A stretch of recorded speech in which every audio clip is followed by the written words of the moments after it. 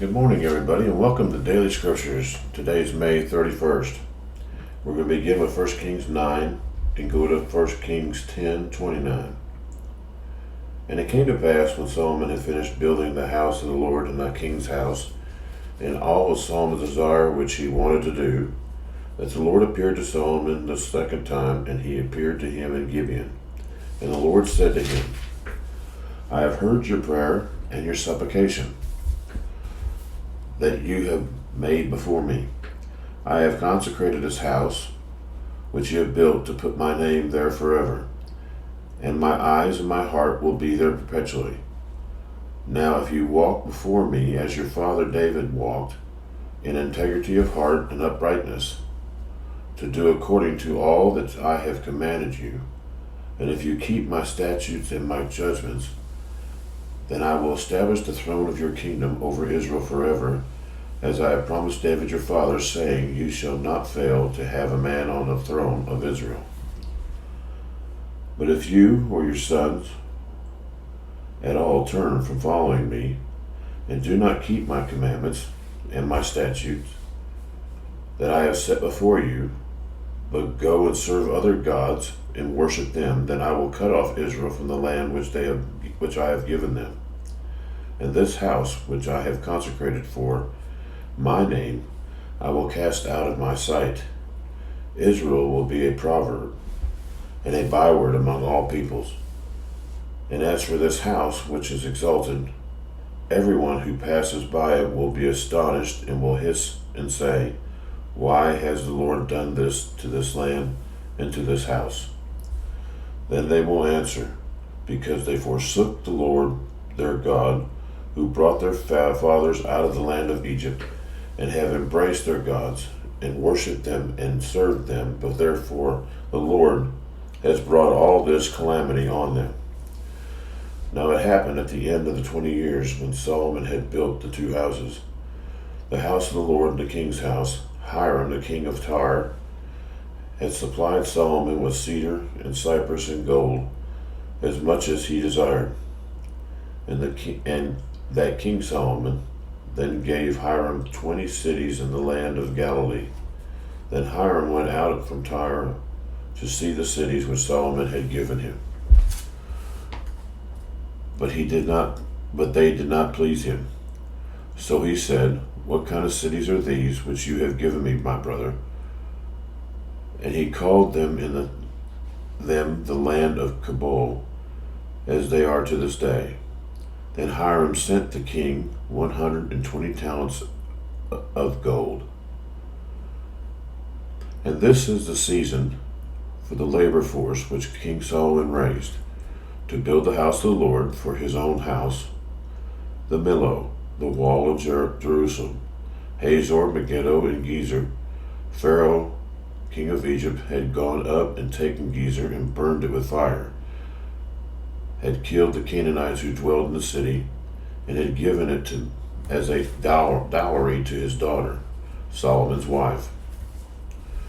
And Solomon built Gezer, Lower Beth Horon, Baoth, and Tadmor in the wilderness, in the land of Judah, all the storage cities that Solomon had, cities for his chariots, and cities for his cavalry, and whatever Solomon desired to build in Jerusalem, in Lebanon, and in all the land of his dominion.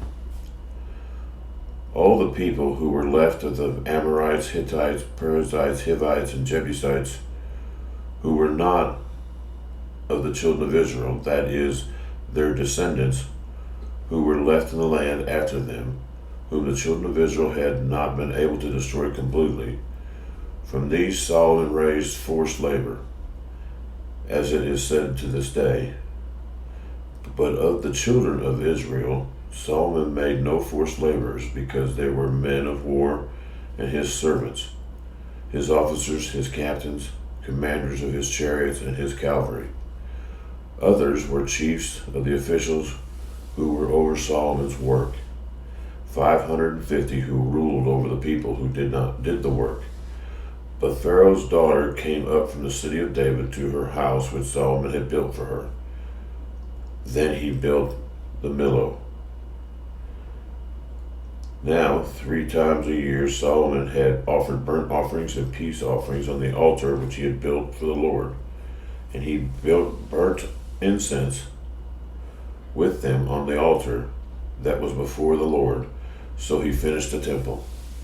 King Solomon also built a fleet of ships at Ezion-Geber, which was near Elah of Edom.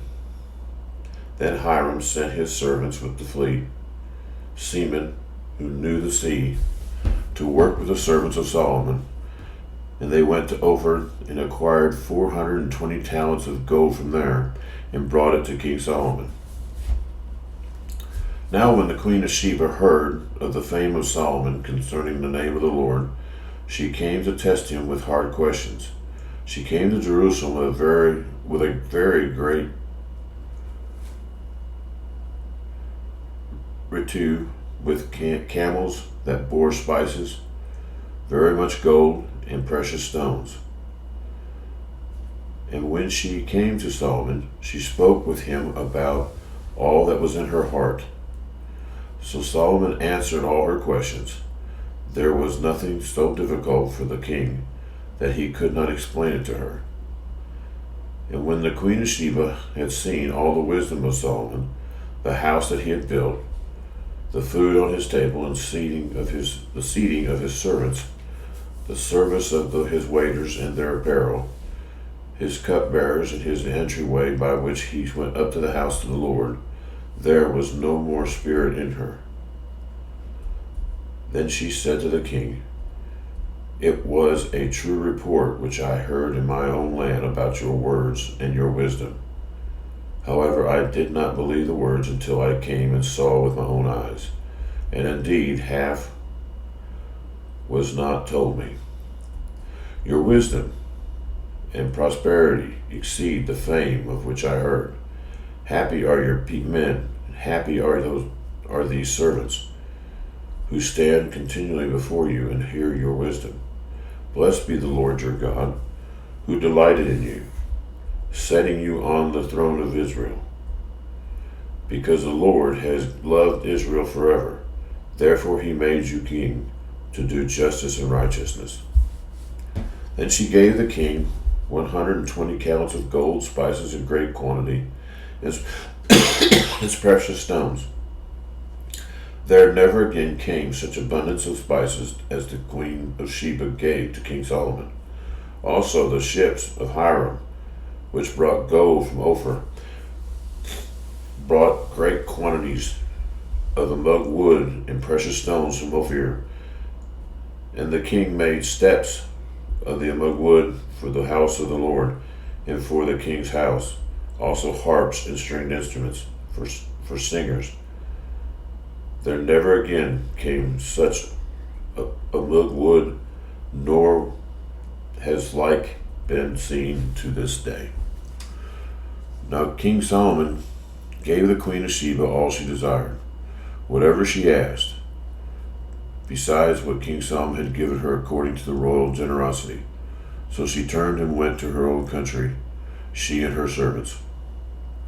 The weight of gold that came to Solomon yearly was 666 talents of gold, besides from the traveling merchants, from the income of traders, from all the kings of Arabia, and from the governors of the country. And King Solomon made 200 large shields of hammered gold.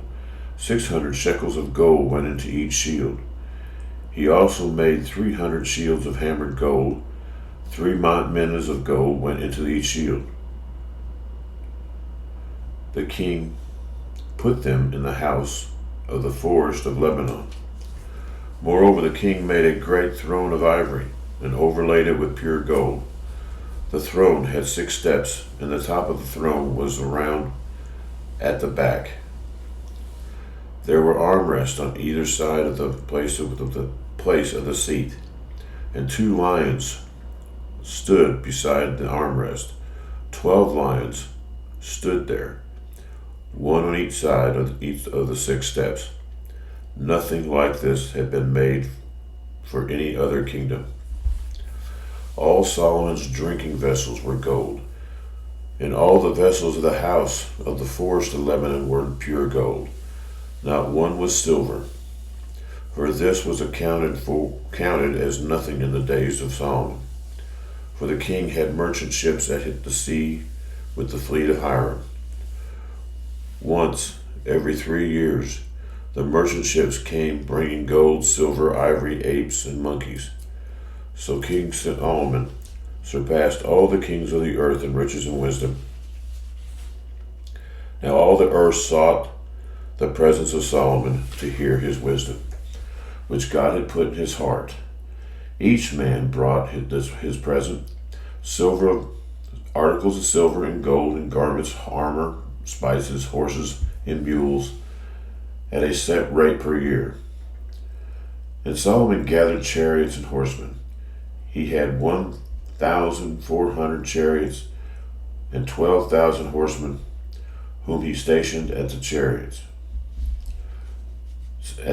cities, and with the king at Jerusalem. The king made silver as common in Jerusalem as stones, and he made cedar trees as abundant as the sycamores which are in the lowland. Also Solomon had horses imported from Egypt and Keva. The king's merchants brought them from Keva at the current price. Now a chariot that was imported from Egypt cost 600 shekels of gold, or 600 shekels of silver, and a horse 150. And thus, through their agents, they exported them to all the kings of the Hittites and the kings of Syria. Psalm 69, 1-4. Save me, O God, for the waters have come up to my neck. I sink in deep mire, where there is no standing. I have come into deep waters, where the floods overflow me. I'm weary and I'm with my crying. My throat is dry. My eyes fall while I wait for my God. Those who hate me without a cause are more than the hairs on my head. They are mighty who would destroy me, bring my enemies wrongfully. Though I have stolen nothing, I must restore it. I still restore it. Proverbs 17, 18-19. A man devoid of understanding shakes hands in a pledge and becomes surety for his friend. He who loves transgression loves strife, and he who exalts his gate seeks destruction. John 11, 30-57. Now Jesus had not yet come into the town, but was in the place where Martha met him. When the Jews who were with her at the house and comforting her, when they saw that Mary rose up quickly and went out, followed her, saying, She is going to the tomb to weep there. Then when Mary came where Jesus was and saw him, she fell down at his feet, saying to him, Lord, if you had been here, my brother would not have died. Therefore Jesus saw her weeping, and the Jews who came with her weeping. He groaned in the spirit and was troubled. And he said, Where have you laid him? They said, they said to him, Lord, come and see. And Jesus wept. Then the Jews said, See how he loved him. And some of them said, Could not this man who opened the eyes of the blind also kept this man from dying? Then Jesus again groaned in himself, came to the tomb. It was a cave, and a stone lay against it. Jesus said, Take away the stone. Martha, the sister of him who was dead, said to him, Lord, by this time there is a stench, for he has been dead 4 days. Jesus said to her, Did I not say to you that if you would believe, you would see the glory of God? Then they took away the stone from the place where the dead man was lying. Jesus lifted up his eyes and said, Father, I thank you that you have heard me, and I know that you always hear me. But because of the people who are standing by, I said this, that they may believe that you sent me. Now, when he said these things, he cried out with a loud voice, Lazarus, come forth. And he who had died came out, bound hand and foot with grave clothes, and his face was wrapped with a cloth. Jesus said to them, Loose him and let him go. Then many of the Jews who had came to Mary had seen the things Jesus did, believed in him. But some of them went away to the Pharisees and told them the things Jesus did. Then the chief priests and the Pharisees gathered a council and said, What shall we do? For this man works many signs. If we let him alone like this, everyone will believe in him, and the Romans will come and take away both our place and station and nation.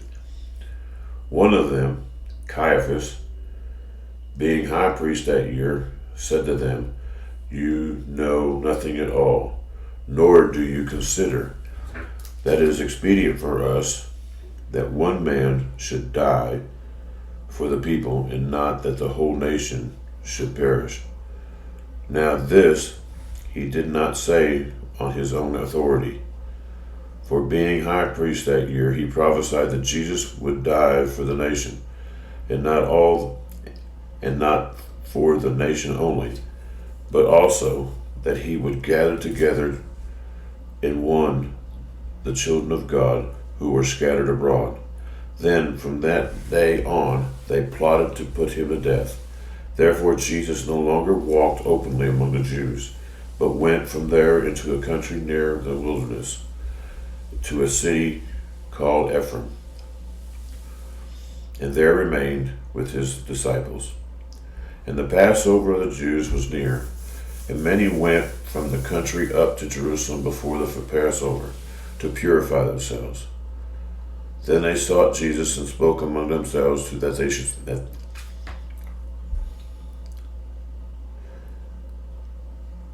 they stood at the temple, What do you think? That he would not come to the feast. Now both of the chief priests and the Pharisees had gave a command, if anyone was there, he should report it, that they might seize him. Well, praise the Lord. Thank you again, folks, for being with us as Evangelist Wally and Keely Beck here at Message Across Ministries. Our email is evangelistwallybeck@gmail.com.